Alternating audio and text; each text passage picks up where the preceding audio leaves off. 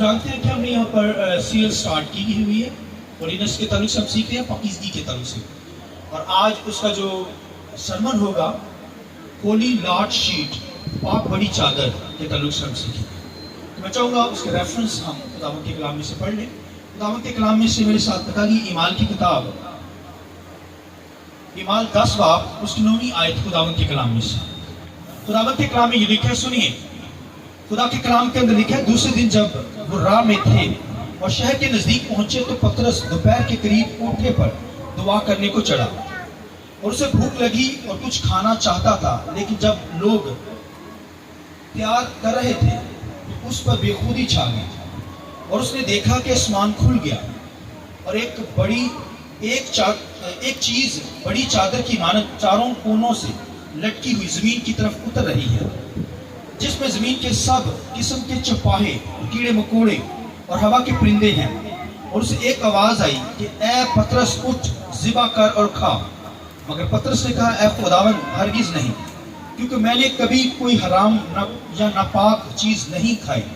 फिर दूसरी बार उसे आवाज आई कि जिनको खुदा ने पाक ठहराया है तूने हराम ना किया। 3 बार ऐसा ही हुआ और फिर वो चीज आसमान पर उठा ली गई। एक रेफरेंस मेरे साथ खुदावंद के कलाम में से देखिए, पुराना है नामा इबार 11वां बाब, और मैं चाहूंगा कि 45 आयत से हम स्टार्ट करेंगे। खुदावंद के कलाम में से इबार 11:45, क्योंकि मैं खुदावंद हूँ और तुम को मुल्क मिस्र से इसलिए निकाल लाया हूँ कि मैं तुम्हारा खुदा ठहराऊं। आगे पढ़िए, इसलिए कि तुम मुकद्दस होना, क्योंकि मैं कदूस हूँ। 46 आयत, हैवानात और परिंदों और आबी जानवरों और जमीन पर के सब रेंगने वाले जानदारों के बारे में शरा यही है, ताकि पाक और नापाक में और जो जानवर खाए जा सकते हैं और जो नहीं खाए जा सकते उनके दरमियान इम्तियाज किया जाए। खुदावंद के पाक कलाम के पढ़े सुने जाने पर खुदावंद की बरकत हो। शुक्र से बैठ जाए।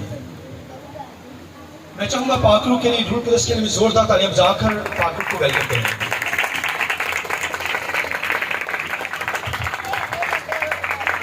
बहुत काम तालियां, बहुत काम तालियां, सब ताली जाकर खुदा के नाम पे जाए। Hallelujah, hallelujah, praise God, hallelujah. तो पाक बड़ी चादर के ताल्लुक से आज खुदा के कलाम में से बयान करूंगा। होली लॉर्ड शीट, पाक बड़ी चादर, ये पतरस को दिखाई गई, जिसके अंदर लिखा है कि जानदार थे, नापाक और पाक जानदार उनको दिखाए गए। और पतरस कहता है, मैंने कभी नापाक चीज को नहीं खाया। खुदा कहते हैं चीजों को खा, ज़िबा कर और उनको खा। वो कहता है, खुदावंद, मैंने पाक और कभी नापाक चीज को नहीं खाया। तो खुदा कहता है, जिसको मैं पाक ठहराता हूं उसे तू नापाक ना कह। तो खुदावंद के कलाम के अंदर असल में खुदा उसे पाकीज़गी के ताल्लुक से बता रहा है। और इबार की किताब के अंदर आप अगर पूरा 11 चैप्टर पढ़े तो उसके अंदर आपको उन जानदारों के बारे में पता चलेगा, उन जानवरों के बारे में इल्म होगा। डिटेल लिखी है, तालीम लिखी हुई है उसके ऊपर, पूरी तालीम जानवरों के ताल्लुक से। और किन जानवरों को हम खा सकते हैं, जिनको खाने से नापाक इंसान हो जाता है, और कुछ जानवर ऐसे हैं जिनको खा सकते हैं, वो पाक जानवर हैं। तो खुदा ने नापाक जानवर खाने से मना किया। पहले खुदा ने इब्राहिम को चुना, जब कौम को चुना तो फिर इंसानों में इम्तियाज करना सिखाया कि तुम खतना के जरिए से क्या होगे, मखदूम कहलाओगे, पाक कहलाओगे। लेकिन बाकी दुनिया की कौमें जो है वो नापाक कहलाएंगे, ना मखदूम कहलाएंगे। दुनिया के अंदर, नापाक दुनिया के अंदर खुदा ने अगर किसी कौम को चुना और वो इस्राइल है, इब्राहिम को खुदा ने चुना, इब्राहिम की नस्ल को बरकत दी और उनको मखदूम इसलिए ठहराया, खतरे की तालीम इसलिए दी है ताकि वो दुनिया से अलग हो जाए, दुनिया से अलग नजर आए, दुनिया से अलग थलग नजर आए, क्योंकि मैं पाक हूं और ये भी पाकीज़गी में मेरी क्या करें, इबादत करें। फिर सैक्रिफाइस दी गई, कुर्बानियां दी गई, और कुर्बानियों को देने का मकसद भी यही था कि इंसान गुनाह के अंदर गिर जाता, फिर वो कुर्बानी देता तो फिर खुदा की हुजूरी में पाकीज़गी में आ सकता था। वरना नापाकी की हालत में कोई दुआ, कोई बंदगी, कोई प्रस्तश کوئی عبادت نہ پسند نہیں خدا کو، نہ مقبول ہوگی. آپ جتنی مرضی دعائیں کر لیں، پرستش کر لیں، دعائیں اٹھا لیں، کلام پڑھ لیں، جب تک آپ پاکیزگی کے اندر نہیں ہیں آپ کی دعائیں نامقبول خدا کی نظر میں. خدا کیونکہ پاک ہے، بولیے خدا کیا ہے؟ وہ چاہتا ہے کہ اس کے لوگ پاکیزگی کے اندر اس کی عبادت کریں. لوگ کہتے ہیں، بڑی دعائیں اٹھاتے ہیں، خدا ہماری سنتا ہے. وجہ یہ ہے کہ اندر ناپاکی بھری ہوئی ہے، اندر گناہ ہے، اندر لالچ ہے، اندر گالیاں ہیں، اندر برے کام ہیں. اس کی سبب سے انسان ناپاک ہے. خدا پاک ہے. اگر دعا کو قبول کروانا چاہتے ہیں، پرستش اگر چاہتے ہیں کہ خدا قبول کرے، تو پاکیزگی کے اندر خدا کے ساتھ زندگی بسر کریں. خدا کہتا ہے میں پاک ہوں، تم بھی پاک ہونا. ہاللیلویا. خدا نے موسیٰ سے کہا ساری جماعت کو باہر نکال، لشکرگاہ کو سامنے لے کر آ. اور جب لشکرگاہ سامنے آ گئی ساری بنی اسرائیل، تو ان کو کہا، کیا کہا؟ موسیٰ نے کہا بنی اسرائیل تمہارا خداوند خدا کیا ہے؟ پاک ہے، تم بھی پاکیزگی میں اس کی عبادت کرنا. تو پھر کچھ احکام دیے گئے. میں نے بتایا ان کو خطرے کی تعلیم دی گئی. مختوم کہلائے، وہ پاک کہلائے، اور قوم جو تھی وہ پاکیزگی میں خدا کی بندگی کر پاتی تھی. لہذا دنیا کے اندر اگر قوم کو چنا گیا تو بنی اسرائیل کو، اور ان کو پھر پاک ٹھہرایا گیا. پاک اس طریقے سے کیا گیا کہ ان کے خطرے کی تعلیم دی گئی. اور پھر آ کر خدا نے موسیٰ کے ذریعے سے کہا نیا حکم یہ ہے کہ اپنے دلوں کا خطرہ کرو. یعنی اس وقت خطرے کا مطلب ہوتا تھا کہ یہ دنیا سے الگ لوگ ہیں، الگ تھلگ لوگ ہیں، میرے لوگ ہیں، پاک لوگ ہیں، میری بندگی کرنے والے لوگ ہیں. اور دلوں کا پاک کرنے، دلوں کا خطرہ کرنے سے مراد ہے کہ دل دنیا کے ساتھ نہیں ہے، خدا کے ساتھ ہے. آمین. لہذا اس وقت تو انسانوں سے بھی خدا نے امتیاز کیا. اسرائیل قوم پاک کہلائی، مگر دنیا کے لوگ ناپاکی کے اندر ناپاک کہلائے. اب خدا کھانے پینے کے تعلق سے بتانے لگا ہے یہاں پر. عبارت کی کتاب 11 باب کے اندر خدا پھر کھانے کے تعلق سے، یہ کھانا یہ نہ کھانا، یہ کھاؤ گے ناپاک کہلاؤ گے، یہ کھاؤ گے پاک ہوگے. تو خدا اس کے تعلق سے ڈیٹیل بتاتا ہے. خدا کہتا ہے کہ ایسے جاندار، ایسے جانور جن کے پاؤں چرے ہوں، جن کے پاؤں چرے ہوں اور وہ جگالی کرتے ہوں، تم ان کو کھانا، وہ تمہارے لیے کیا ہے؟ یعنی اب دیکھیں کہ گائے جو ہے، بھیڑ جو ہے، وہ کیا کرتی؟ جگالی بھی کرتی ہے، اس کے پاؤں بھی چرے ہوئے ہیں. خدا کہتے ہیں ایسے جانور کا گوشت تم کھانا. اور جن کے پاؤں چرے نہ ہوں، جگالی نہ کرتے ہوں، وہ نہ کھانا. اگر وہ تم کھاؤ گے نہ پاک کہلاؤ. خدا کے کلام کے اندر لکھو جیسے سور جو ہے وہ کیا کرتا ہے؟ اس کے پاؤں تو چرے ہوئے ہیں مگر وہ جگالی نہیں کرتا، وہ ہر چیز کو ہڑپ کرتا ہے. کیونکہ جگالی کرنے کا مطلب وہ چبا کر کوئی کھاتا ہے، چبا کر کھائے گا. جو جانور اسے تم کھانا، اس کے پاؤں بھی چرے ہوں. دوسری شرط، ایک شرط نہیں ہے، دونوں باتیں اس کے اندر ہونی چاہیے. اس جانور کے اندر اس کے پاؤں بھی چرے ہوں، درمیان میں ایسے ہوں، اور پھر وہ جگالی بھی کرتا ہو. سور کے پاؤں جگالی، سور جو ہے جگالی نہیں کرتا مگر اس کے پاؤں چرے ہوئے ہیں، وہ ہڑپ کرتا ہے چیز کو. جیسے نوالا پکڑا اندر ہی پھینکی جاتا ہے. جیسا وہ ناپاک ہے. خدا نے کہا وہ نہ کھانا، اگر وہ کھاؤ گے تم کیا ہو جاؤ گے؟ ناپاک ہے. پھر شتر مرغ جو ہے اس کے تعلق سے بھی لکھا ہے وہ بھی ناپاک، وہ بھی نہ کھانا تم. اور پھر خداوند کے کلام کے اندر لکھا ہے کہ جو جانوروں کے پاؤں چرے ہوئے ہیں اور پھر وہ جگالی کرتے ہیں وہ تم کھانا. ہمیں دنیا کے اندر سوالات اٹھتے ہیں بھئی یہ کیوں ہے کہ جن کے پاؤں چرے ہوئے ہیں، لیدا ہے، وہ کھا سکتے ہو.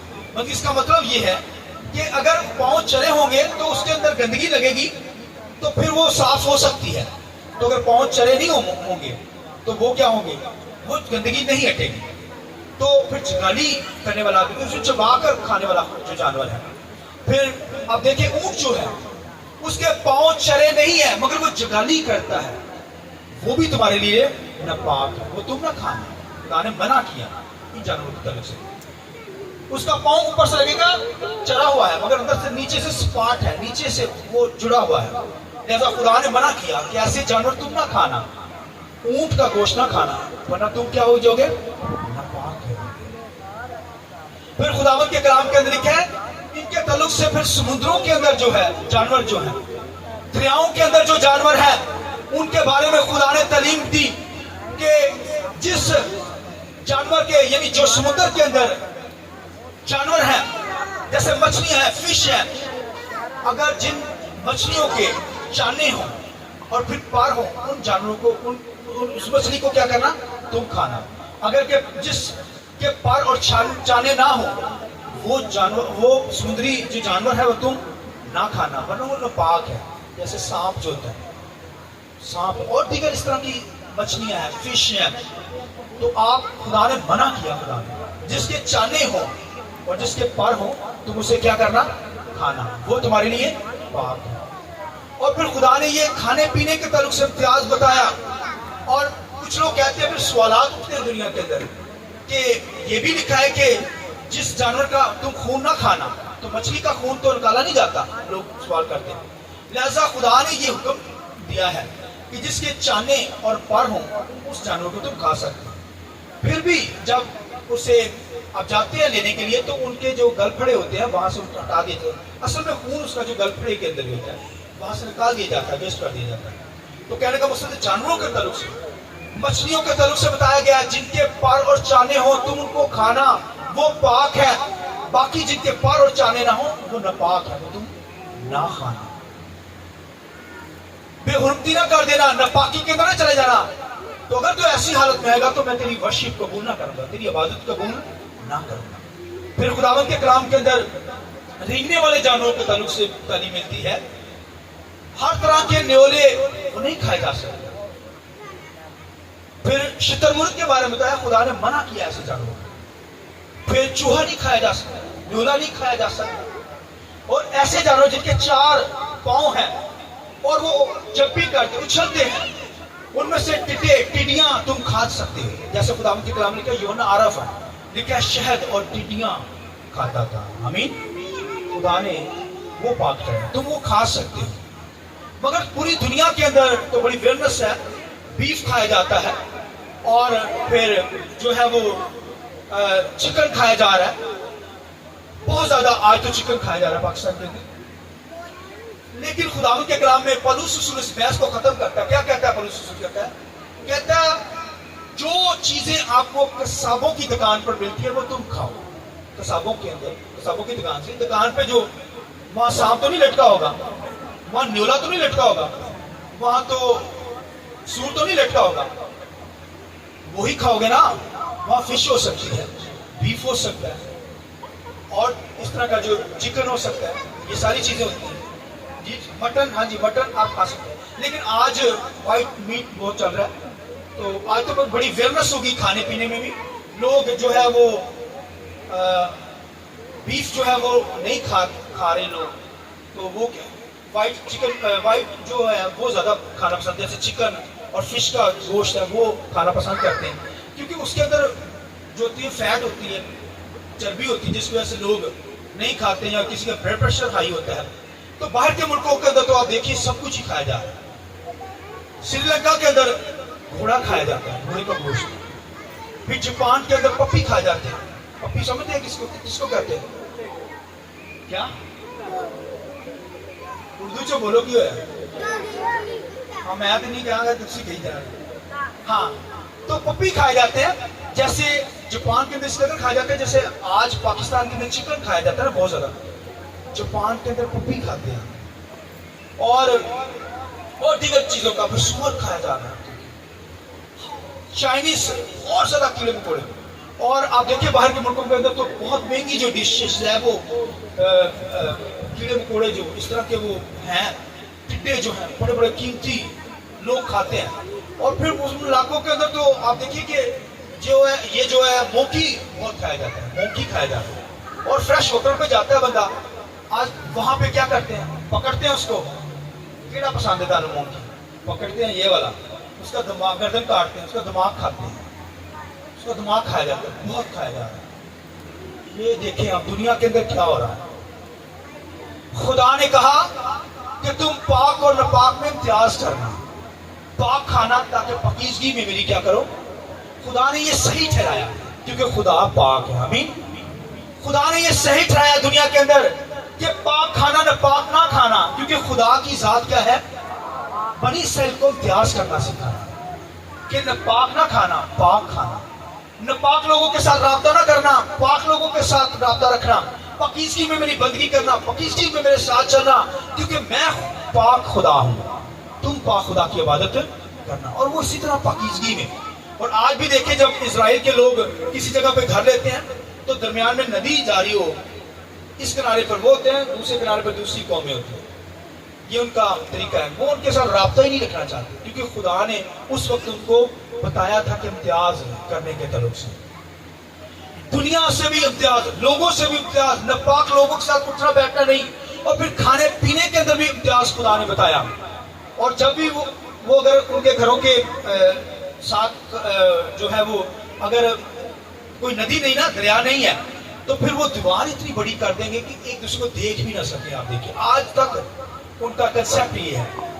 تو کیونکہ خدا نے ان کو کہا تھا کہ تم کیا کرنا، نہ پاک اور پاکیزگی کے اندر فرق رکھنا، لوگوں میں بھی فرق رکھنا، اور کھانے پینے میں بھی فرق رکھنا۔ یہاں تک خدا نے منع کیا تھا کہ تم غیر قوموں میں شادیاں، ابراہیم نے کہا، کیونکہ خدا نے ابراہیم کو کہا تم غیر قوموں میں شادیاں نہ کرنا، نہ پاک لوگوں میں شادیاں نہ کرنا۔ اور لکھا ہے اسحاق کی بیوی جو لائی گئی وہ کہاں سے لائی گئی؟ اسحاق نے الیعزر سے کہا میرے بیٹے کی بیوی تو غیر قوموں سے، نہ پاک لوگوں سے نہ لانا، بلکہ میرے رشتہ داروں سے لانا۔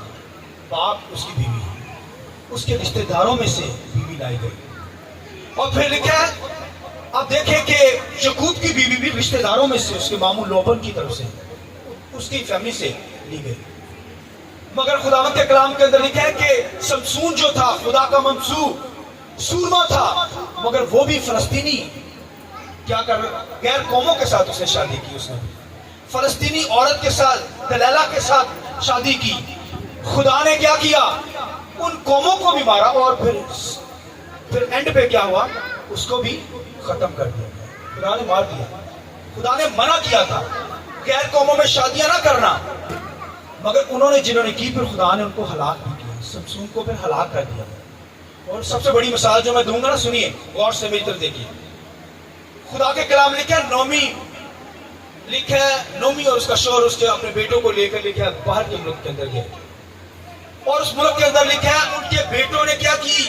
خداوند کے کلام لکھا ہے غیر قوموں میں شادیاں کی، اور خدا نے لکھا ہے ان کے بیٹوں کو مار دیا۔ نومی کے دونوں بیٹوں کو خدا نے مار دیا۔ خدا نے منع کیا تھا غیر قوموں میں شادی نہیں کرنی، انہوں نے لکھا دونوں بیٹوں نے غیر قوموں میں شادی کی۔ اور خداوند کے کلام کے اندر لکھا ہے کہ جب انہوں نے شادیاں کی تو خدا نے لکھا ہے دونوں بیٹوں کو مار دیا، اس کا خاوند بھی مر گیا۔ باہر وہ پیسہ کمانے کے لیے گئے تھے، اچھے حالات کرنے کے لیے، وہاں غیر قوموں کے اندر شادیاں خدا نے مار دیا۔ اور آج بھی دنیا کے اندر بھائیوں ایسے لوگوں کے ساتھ شادی بیاہ کی جاتی ہیں، ایسے رشتے ناتوں کے اندر جو دنیا دار ہوتے ہیں۔ کچھ لوگ تو دنیا دار ہوتے ہیں، روحانی لوگ ان کو ملتے ہیں تو وہ کہتے ہیں بھائی کسی سے شادی ہو جائے۔ ہمارے پاس آتے ہیں بھائی بڑا اچھا لڑکا ہو، روحانی لڑکا، کہ اور بیٹی جس طرح جسمانی ہو، لوگ رشتوں میں بن جاتے ہیں۔ میرے پاس ایک فیملی آ گئی تو وہ کہنے لگی، بیٹی تھی کہنے لگی کہ پاسٹر میں نے بپتسمہ دو۔ میں کہا بہن میں نہ تمہیں جاننا نہ اس کو تو بپتسمہ نہ تو نے تیاری کی بپتسمے کی، نہ تو نے توبہ کی، ڈائریکٹ آ کے بپتسمہ دو۔ میں کہا بیٹا کہ مطلب بپتسمہ دیں گے لیکن ایک اصول طریقہ کار کریں گے نا، پہلے تھوڑی توبہ کراواں گے پھر بپتسمہ۔ انہوں نے کہا پاسٹر صاحب پاویں توبہ کراؤ جو مرضی کرو، مینوں بپتسمہ دے۔ اچھا وجہ پوچھی، جی مطلب شادی کرنی ہے ہم نے نا، تو بپتسمہ دیا ہوگا تو تبھی شادی ہوگی نا، لہذا بپتسمہ سب دیتا ہے۔ تو پھر اس کی توبہ کرائی گئی، بپتسمہ دیا گیا، تو وہ بہن کی شادی بھی ہو گئی، مگر اس کے بعد وہ چرچ میں نہیں آئی۔ اس کے بعد ہو سکتا ہے چرچ جاتی ہوگی لیکن اس کے بعد اس کو چرچ میں نہیں دیکھا، بچے بھی ہو گئے۔ مگر میں نے بتایا کہ دنیا دار لوگ جب روحانی لوگ غیر روحانی لوگوں کے ساتھ ملتے ہیں تو پھر رشتے بن نہیں پاتے۔ فیملیوں کے اندر کیوں جھگڑے ہوتے ہیں، کیوں دوریاں ہوتی ہیں، جلد رشتے ٹوٹ رہے ہیں؟ کیونکہ روحانی اور جسمانی میچ نہیں کرتے، اس لیے گھروں کے اندر فیملیز کے اندر پرابلمز رہتی ہیں۔ وہ کوئی روحانی بہن کا چاہ جائے گی بہو، तो दुआवां ही सारा दिन करती रहती है, उससे ये बातें करके वो बेचारी एडी रूहानी लोग दुआवां करते हैं, यानी इस कदर उसको टीच किया जाता है। ये हो रहा है दुनिया के अंदर, मैं अपने पास एक कहानी नहीं बता रहा, ये दुनिया के अंदर हो रहा है। तो रूहानी बहन अगर आ जाए दुआ करे हुए तो सारा दिन दुआ ही करती रहती, इन्हें और कोई काम ही नहीं, टीच किया जाता है, बातें की जाती है। हालांकि वो आपके लिए दुआएं उठा रही होती, आपके लिए सलामती की दुआएं उठा रही होती। तो कहने का मकसद है, जब रिश्ते ऐसे होंगे जो पाक रिश्ते जोड़े जाते हैं, फिर वो उनके अंदर वो मोहब्बत नहीं होती, प्रॉब्लम्स आती हैं, मुसीबतें आती हैं, क्राइसिस आते हैं। लिहाजा जो है खुदा ने कहा मैं पाक हूँ, तुम भी पाक हो, और रिश्तों के अंदर भी हमें पाक लोग ही हमारे साथ होने चाहिए, रूहानी लोग ही हमारे साथ होने चाहिए, तभी जो है फैमिलियाँ परवान चढ़ती हैं, तभी खुदा के साथ जो है वो दोनों फैमिलियाँ हस्बैंड वाइफ चल पाते हैं। लिहाजा खुदा क्योंकि पाक है, खुदा चाहता है कि हम भी पाक हो। लेकिन खुदावंद के कलाम के अंदर लिखा है खुदा के बेटे ने जो है हमारे लिए क्या किया है, कुर्बानी दी है, जान दी है। अब खुदावंद की यीशु मसीह पर ईमान रखने से हम सब क्या हो गए हैं, पाक हो गए। बोलिए यीशु मसीह पर ईमान लाने से मैं और अब पाक हो गए हैं। तो अगर गैर कौमों में भी कोई आकर मसीह को कबूल करता है, वो भी क्या है, वो पाक है। वो भी क्या है, पतरस जो था यहूदी था, मगर पौलुस रसूल जानता था कि खुदा ने गैर कौमों को भी चुना हुआ है। पतरस डरता था गैर कौमों पे जाकर कलाम की मनादी करने से, वो डर रहा था, खौफजदा था, मगर खुदा चाहता था कि गैर कौमें भी क्या हो, निजात पाए। और जब वो नहीं जा रहा था तो खुदा के कलाम लिखा, खुदा ने उसे एक चादर दिखाई, आसमान से आई, टेबल ही आया आसमान पे खुदा दा, उसमें पाक भी जानवर नापाक भी जानवर है। तो खुदा ने कहा खा, कहता नहीं मैं नहीं खा सकता क्योंकि ये नापाक है। वो जानता था शरीयत के अंदर चीजें लिखी हुई हैं, ये पाक जानवर है, ये खाना, ये ना खाना, वरना तुम नापाक हो जाओगे, मेरी इबादत नहीं कर पाओगे। वो कहता खुदा मैंने कभी हराम चीज नहीं खाई, नापाक चीज नहीं खाई। तो खुदा कहता है जिसे मैंने पाक ठहराया उसे तुम नापाक ना ठहराओ, तू खा। इसका क्या मतलब है कि खुदा ने न गैर कौमों को जानवरों से तशबीह दिया गया, नापाक जानवर, क्योंकि नापाक जानवरों से तशबीह दिया गया था, क्योंकि गैर कौमों को नापाक कहा गया था।